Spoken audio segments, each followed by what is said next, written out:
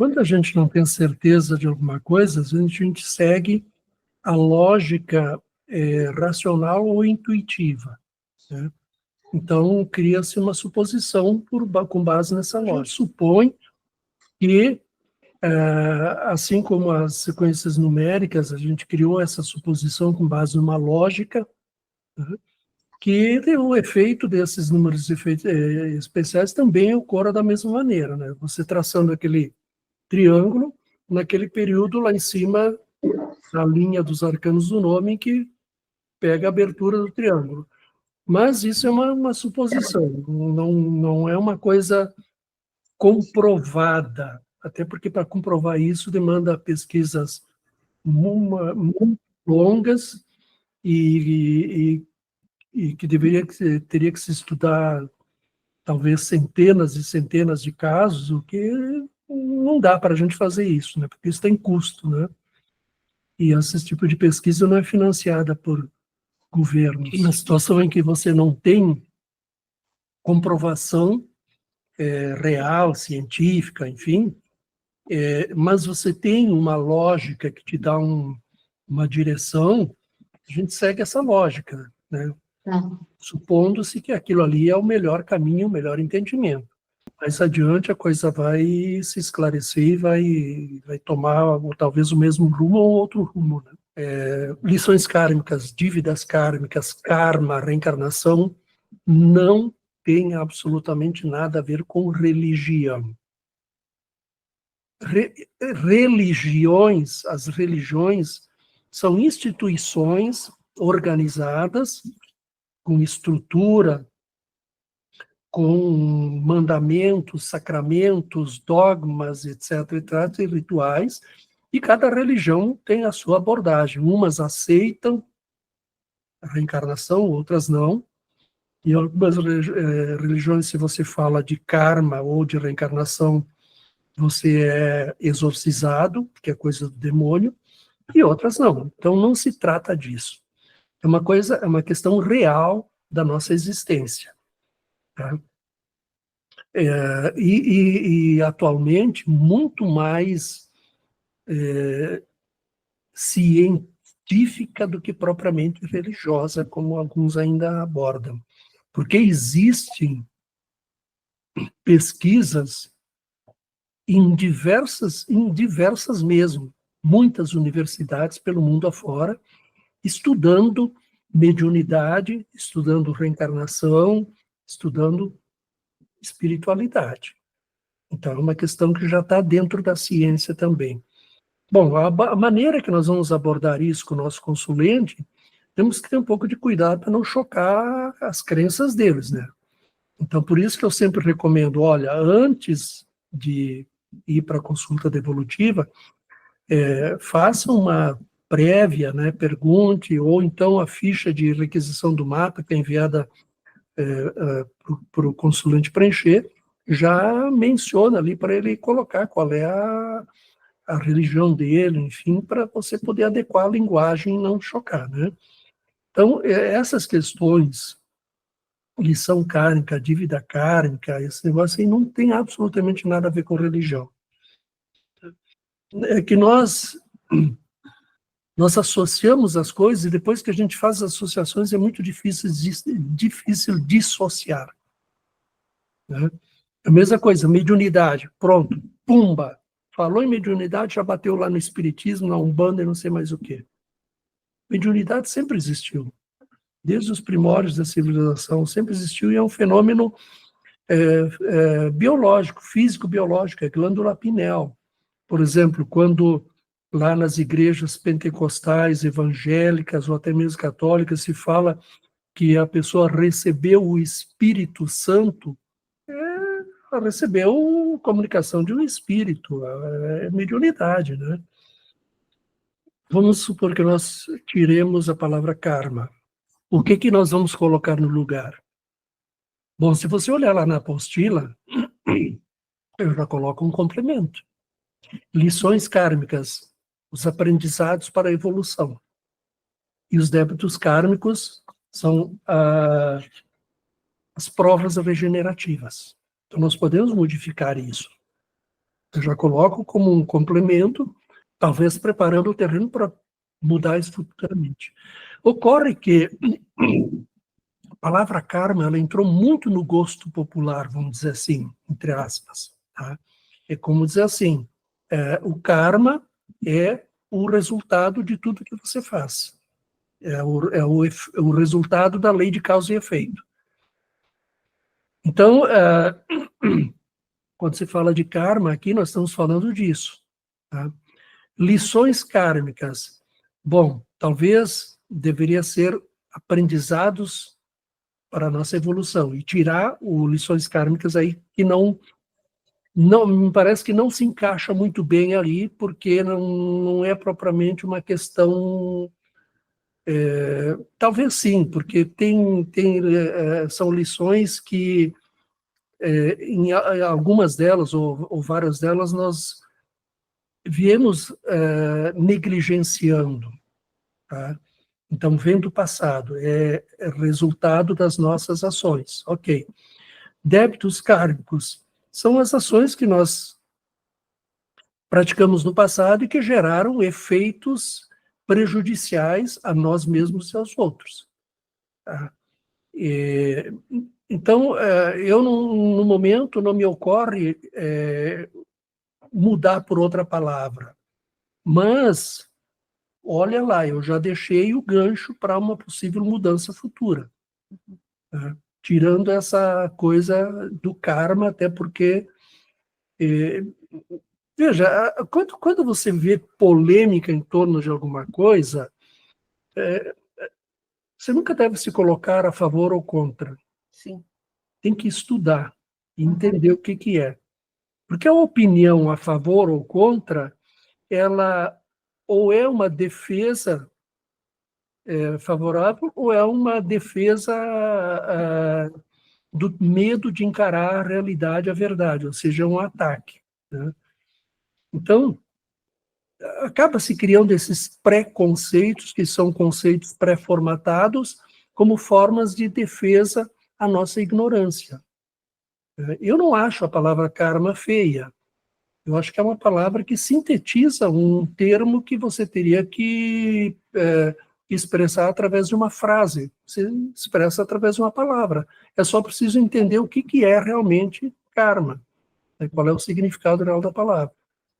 Porque eu entendo que no mapa, no contexto do mapa numerológico, em face de todas essas divulgações de sensacionalismos, de fantasias, de negatividades, isso acabou pegando uma conotação muito negativa.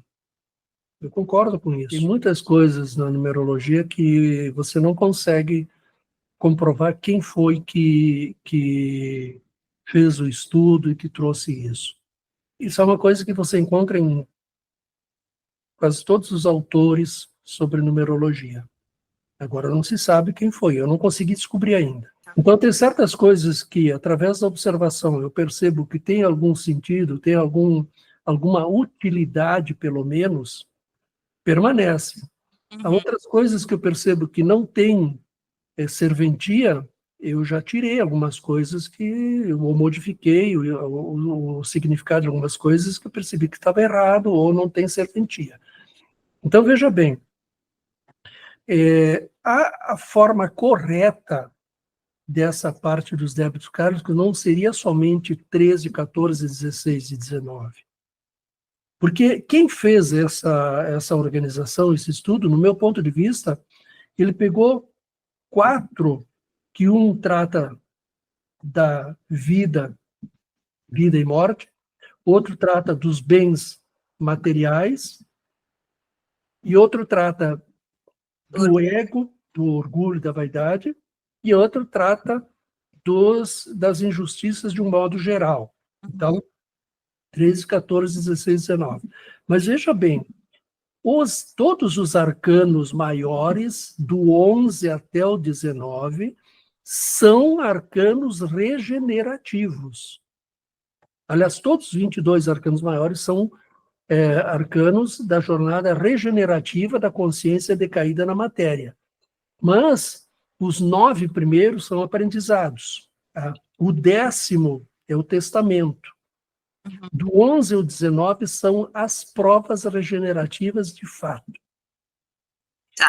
Então, na verdade, não deveria ser só débitos kármicos 13, 14, 16 e 19. Deveriam ser provas regenerativas de 11 a 19. Cada uma delas, vamos dizer assim, abarcando o que é relacionado com elas.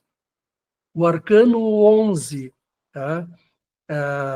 A força interior dominando o instinto, a impulsividade. Então, tudo que gera de mal através de ações impulsivas estaria relacionado com a prova regenerativa do arcano 11, e assim por diante. Isso seria a forma correta. Né? Porque dentro desses 4 números só, desses 4 débitos kármicos, estão envolvidos todos os tipos de delitos que nós podemos cometer, que estão relacionados com os 9 arcanos, do 11 ao 19. E aí se perde muita coisa ali, né? Porque, veja bem, débitos kármicos não significa punição pelo mal que você fez. É a oportunidade de regeneração do mal que você fez. Então, quando aparece no mapa um débito kármico, tá, significa uma oportunidade que você tem de regenerar o mal que você fez. Bom, como é que você vai comprovar se a pessoa realmente tem aquele débito kármico ou não? Não tem como comprovar. Nos casos mais sintomáticos, você pode identificar os efeitos na vida da pessoa. E isso é uma prova. Mas não importa se existe ou não o débito kármico, não importa se você consegue provar ou não. O que importa é que aquilo ali é uma oportunidade da pessoa melhorar a sua condição de consciência, da pessoa melhorar-se no bem, dela se regenerar de uma série de atitudes, comportamentos e ações que ela praticou ou ainda pratica e que geram um mal para ela e para outras pessoas. Então, é dessa maneira que nós temos que ver, que olhar para os débitos kármicos, né? Então, já aproveitando a tua questão, né? Vamos lá. Tem alguns numerólogos e professores de numerologia que alegam que os débitos kármicos só existem quando aparece diretamente um número do débito kármico na soma ou na primeira redução. Né? Então, uma soma dos números da data de nascimento, que seja 58, 5 mais 8, 13, teria o débito kármico 13. Agora, uma soma que seria 40, que dá 4, não teria débito kármico. No meu entendimento, quando você suprime essas identificações mais amplas, você pode estar tirando uma oportunidade de dar um direcionamento para a pessoa no sentido de ela melhorar sua condição de consciência e de vida, no sentido de ela regenerar talvez outros delitos, outros males que ela tenha praticado. Você tira essa oportunidade, porque o débito kármico não é castigo. E tá bom, aí não apareceu, não tem nenhum débito kármico no mapa da pessoa, não significa que ela é mais evoluída e não significa que ela não tenha mais faturas para quitar do passado. Talvez não tenha vindo, talvez por uma circunstância qualquer que nós desconhecemos, não apareceu o débito kármico no mapa dela. Mas quem de nós não tem pendências ainda a resolver do passado? Quem de nós é anjo? Nós estamos muito mais para o animal do que para o anjo ainda.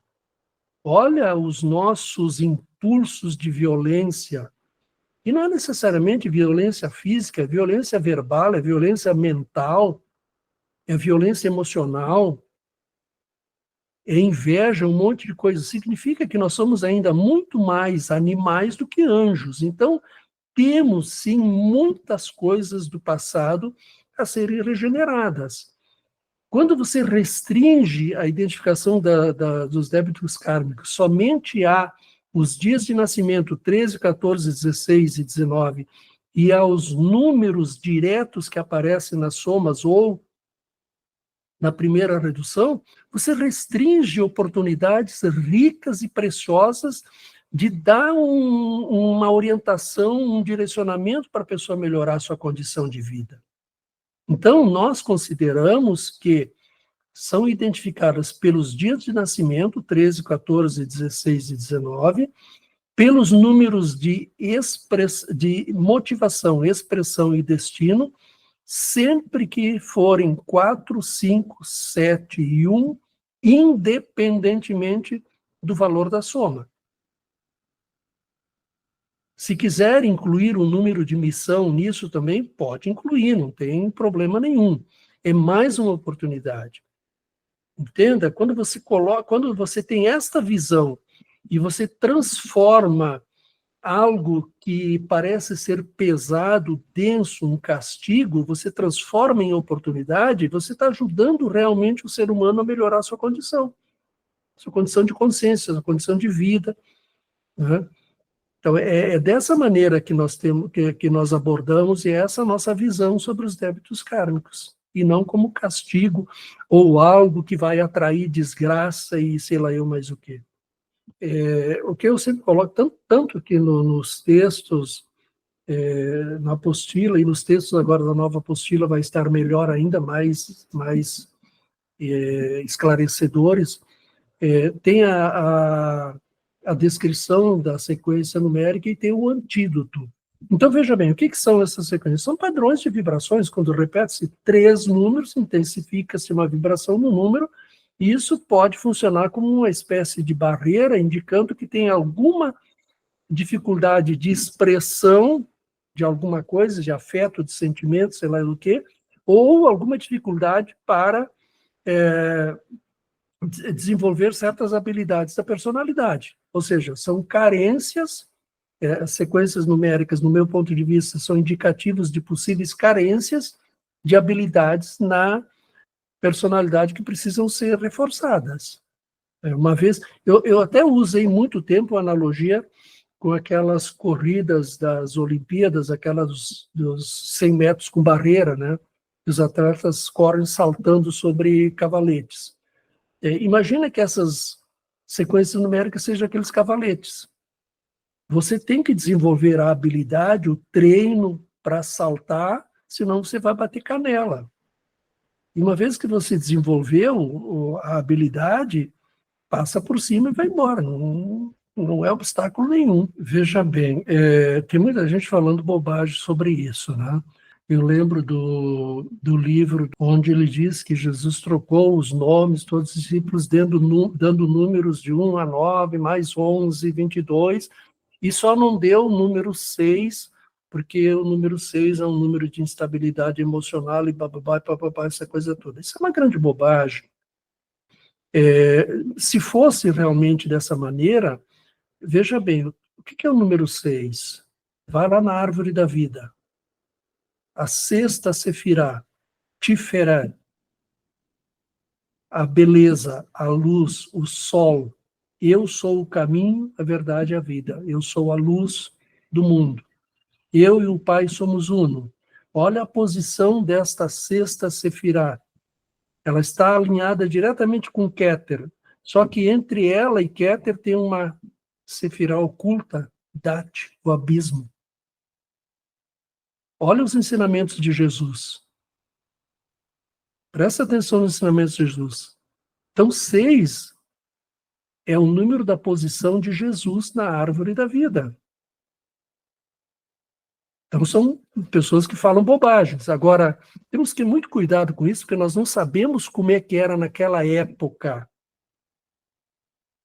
Nas tradições espirituais, sempre existiu, nas religiões também, no catolicismo também, em ordens religiosas no catolicismo, sempre existiu a mudança de nome após uma iniciação espiritual. No Antigo Egito era praticado isso também.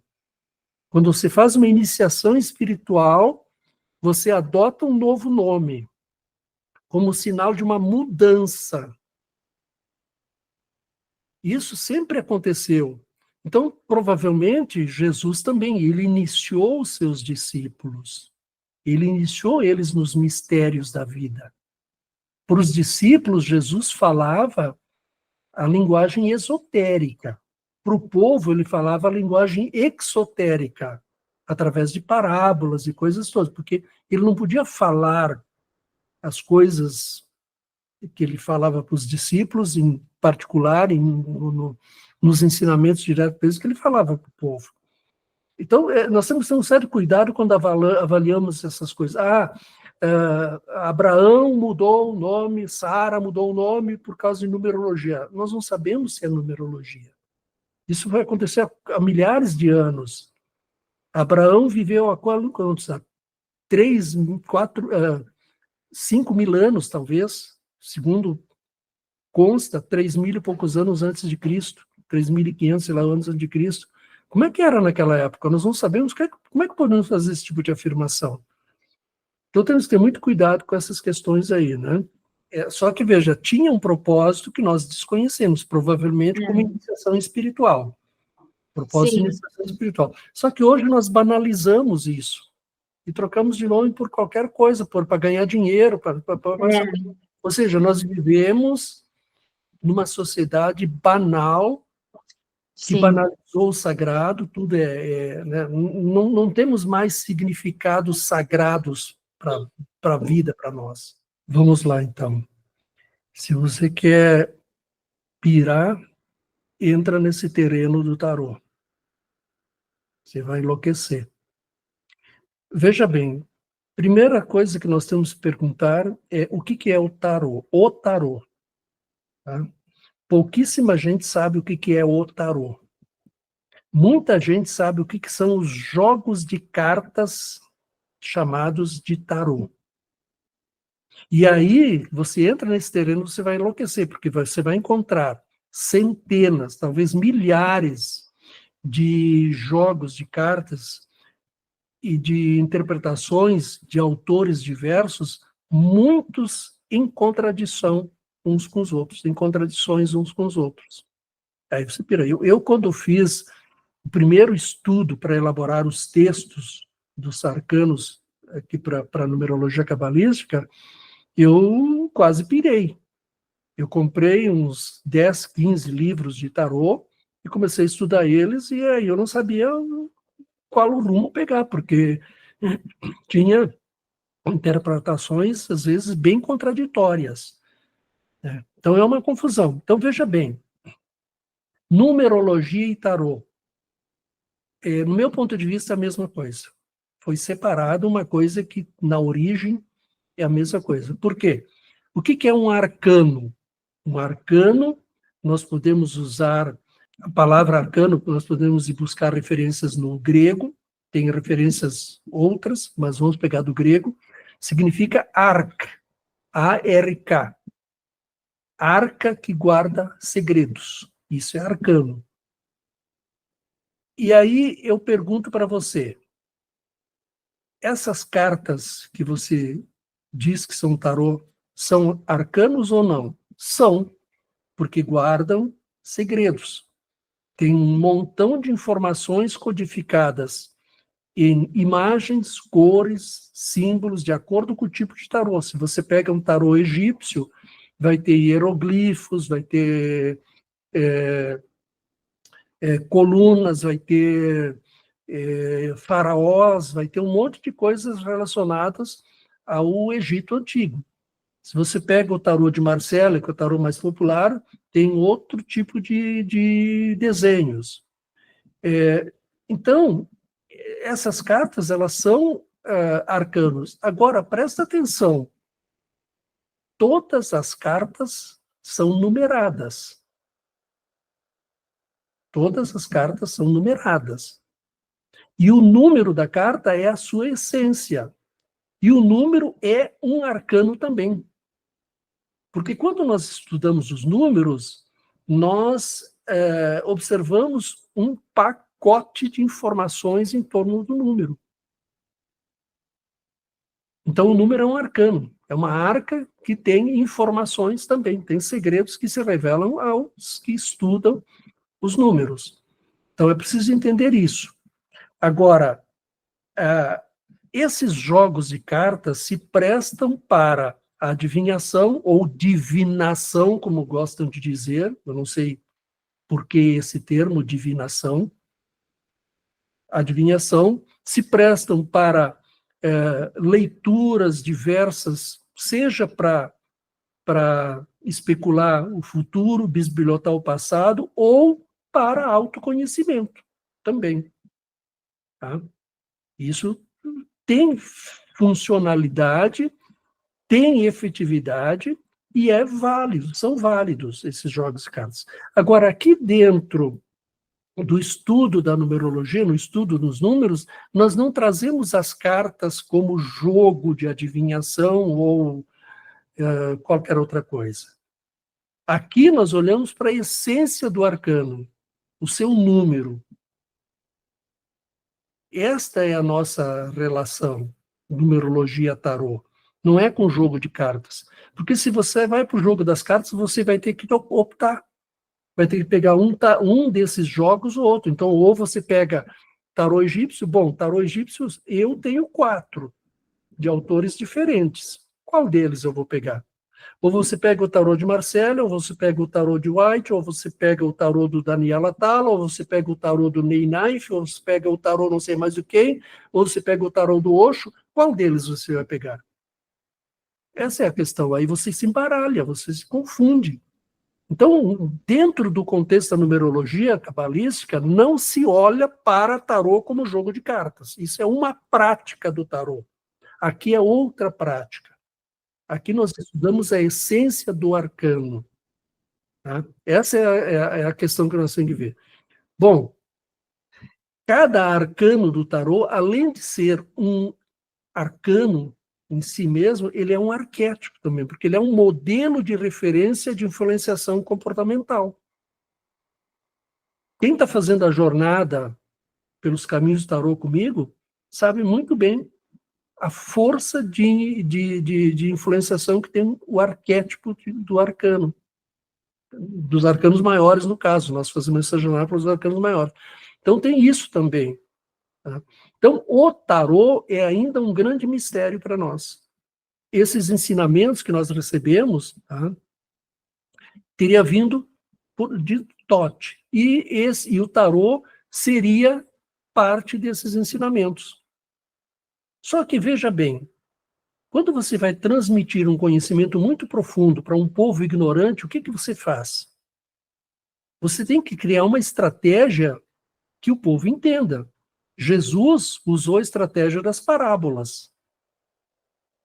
Os egípcios antigos, os grandes sacerdotes, utilizaram a estratégia do jogo, que é o vício maior do ser humano. Então, as pessoas continuam jogando, continuam no vício do jogo. Só que não entenderam que nós estamos na era das revelações, e agora o tarô começa a se revelar. Veja bem, o tarólogo que não se desprende das cartas, ele vai ser um tarólogo burocrata a vida inteira. O tarô como elemento de jogo de cartas para autoconhecimento tem a finalidade de desenvolver a intuição. Então, chega um determinado ponto que você pede para o teu consulente tirar as cartas e você não precisa virar as cartas. Você já fala tudo da vida dele, depois manda ele virar as cartas, está tudo ali exatamente como você falou. Esse é o verdadeiro tarólogo. Na prática do jogo das cartas para autoconhecimento, não para adivinhação, especulação e essas coisas todas de nível mais baixo. Então, veja bem, tem níveis e níveis e níveis de prática do tarô. Agora, dentro da numerologia não vem o jogo das cartas. Aqui nós estudamos a essência dos arcanos do tarô, que são os seus números.